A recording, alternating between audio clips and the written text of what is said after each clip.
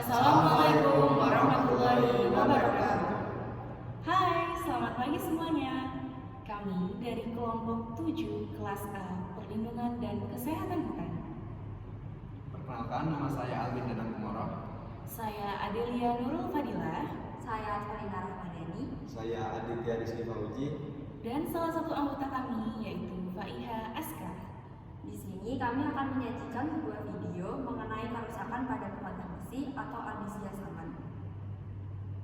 Selamat menyaksikan.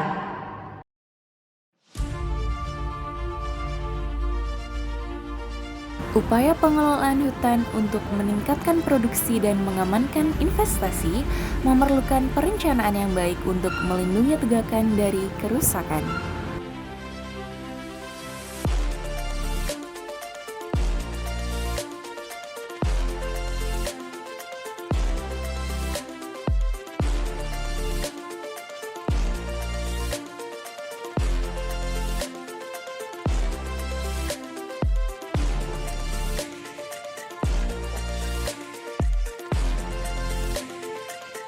Program pengelolaan kesehatan hutan diperlukan untuk memadukan pengetahuan ekosistem, dinamika, dan ciri populasi organisme penyebab kerusakan agar hutan tetap berada di ambang batas yang dapat diterima.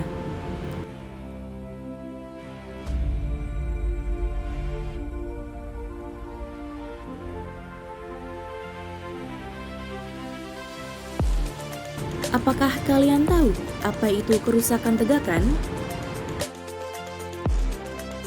Seperti namanya, kerusakan tegakan merupakan kerusakan yang dialami pada organ-organ tegakan, mulai dari akar, batang, ranting, hingga daun. Hal ini menyebabkan tegakan tidak dapat melakukan fungsi fisiologisnya dengan baik, sehingga berdampak pada kesehatan dan hidup mati tegakan itu sendiri. Kerusakan tegakan dapat disebabkan oleh dua faktor, yakni faktor biotik dan abiotik. Penyakit biotik merupakan penyakit yang terdiri atas komponen inang, penyebab kerusakan berupa makhluk hidup seperti patogen, hama dan gulma, serta lingkungan. Sedangkan faktor abiotik terdiri dari komponen inang dan lingkungan saja. Misalnya, terjadinya kebakaran hutan. Pada video kali ini, kami akan memfokuskan pada penyebab biotik, khususnya gulma tegakan yang kami observasi secara langsung. Salah satu aspek penting dari manipulasi lingkungan di beberapa ekosistem hutan adalah dengan cara mengelola interaksi antara tanaman pokok dengan vegetasi lain yang tidak diinginkan. Jenis-jenis penyusunan vegetasi yang tidak diinginkan dan merupakan pengganggu bagi tanaman pokok melalui kompetisi pada umumnya disebut gulma. Gulma dapat dikelompokkan menjadi 3, yakni liana, pencekik, dan penutup tanah. Ciri khas dari gulma itu sendiri antara lain, yang pertama, pertumbuhannya sangat cepat. Yang kedua, mempunyai daya saing yang kuat dalam memperebutkan faktor-faktor kebutuhan hidupnya. Yang ketiga, mempunyai toleransi yang besar terhadap lingkungan ekstrim. Yang keempat, mempunyai daya berkembang biak yang besar baik secara vegetatif maupun generatif. Dan yang kelima, agen penyerbuk sangat banyak mulai dari air, angin, maupun binatang. Berikut merupakan beberapa contoh tegakan yang terserang gulma.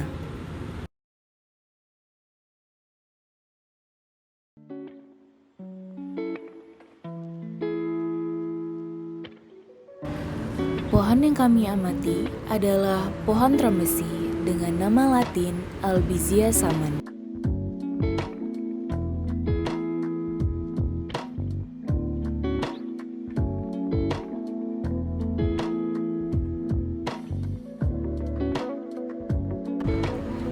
Dapat terlihat pada gambar bahwa jenis gulma yang menyerang merupakan liana.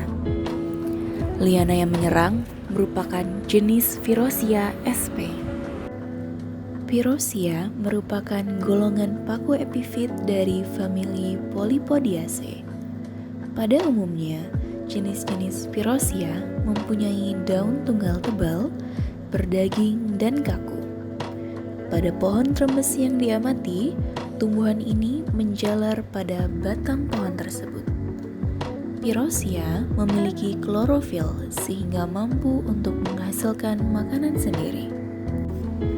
Tanda pada pohon adalah dengan adanya gulma.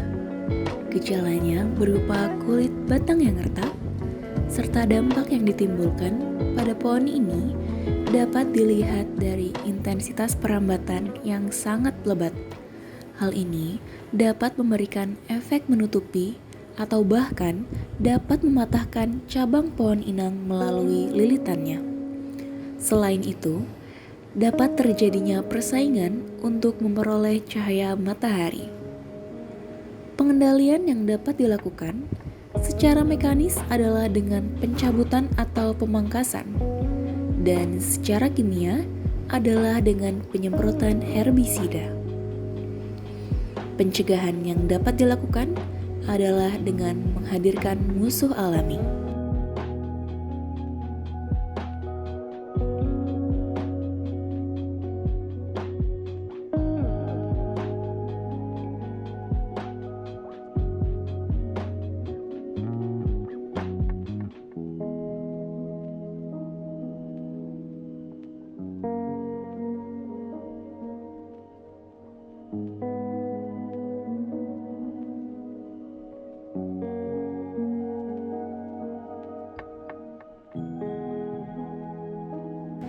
Jenis liana yang diamati pada video merupakan jenis Asplenium nidus. Asplenium nidus L adalah salah satu jenis tumbuhan paku yang secara alami hidup sebagai epifit. Dalam hidupnya, jenis ini juga menyukai tempat yang agak lembab, ternaungi atau agak ternaungi, dan tidak menyukai sinar matahari secara langsung. Tumbuhan epifit berbeda dengan parasit karena epifit mempunyai akar untuk menghisap air dan nutrisi yang terlarut, sehingga mampu untuk menghasilkan makanan sendiri. Tumbuhan ini mendapatkan nutrien dari mengumpulkan detritus yang jatuh pada daun. Jenis liana yang diamati pada video merupakan jenis Platycerium bifurcatum atau paku tanduk rusa. Paku tanduk rusa adalah tumbuhan epifit dari divisi Pteridophyta atau paku-pakuan. Tumbuhan ini sebagian besarnya tumbuh di daerah yang lembab. Ciri khas dari tumbuhan ini yaitu salah satu cabangnya memiliki bentuk seperti tanduk rusa. Akar tumbuhan ini menempel dengan kuat pada batang pohon. Tumbuhan yang bersifat epifit mendapatkan sumber hara dari debu, sampah atau detritus, tanah yang dibawa ke atas oleh rayap atau semut, kotoran burung, dan lainnya.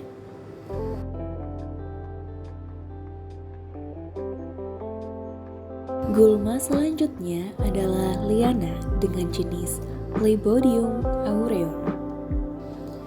Tumbuhan ini merupakan epifit golongan paku-pakuan yang umumnya tumbuh di daerah yang lembab dan teduh. Tumbuhan Phlebodium aureum memiliki daun yang kaku.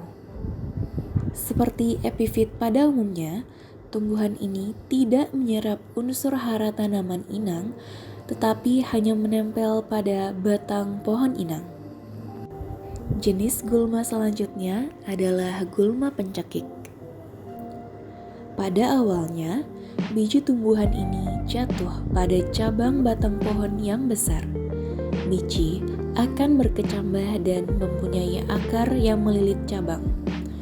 Akar yang menjuntai ini mirip seperti kabel dan akan terus tumbuh hingga mencapai tanah. Sebelum akar mencapai tanah, pohon pencekik akan tumbuh seperti epifit yang lain. Apabila akar semakin membesar dan menutupi batang pohon inang, maka pohon inang akan mati. Tanda yang dapat dijumpai pada pohon adalah adanya gulma dan akar dari gulma tersebut berada di bawah tanah. Gejalanya berupa kulit batang yang retak. Dampak dari gulma pencekik ini adalah pohon dapat mati dan batang inang mengalami kerusakan serta memunculkan serangga. Serangga seperti ulat ditemukan pada daun gulma. Apabila tidak dihilangkan, maka serangga dapat menyerang pohon inang. Pengendalian yang dapat dilakukan secara mekanis adalah dengan pencabutan atau pemangkasan, dan secara kimia adalah dengan penyemprotan herbisida.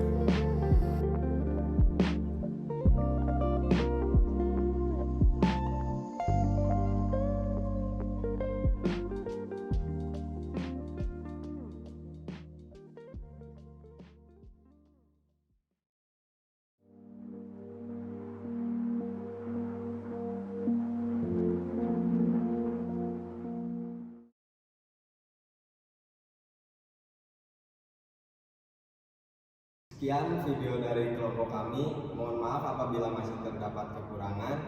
Semoga dapat bermanfaat untuk kita semua. Sampai berjumpa di lain waktu.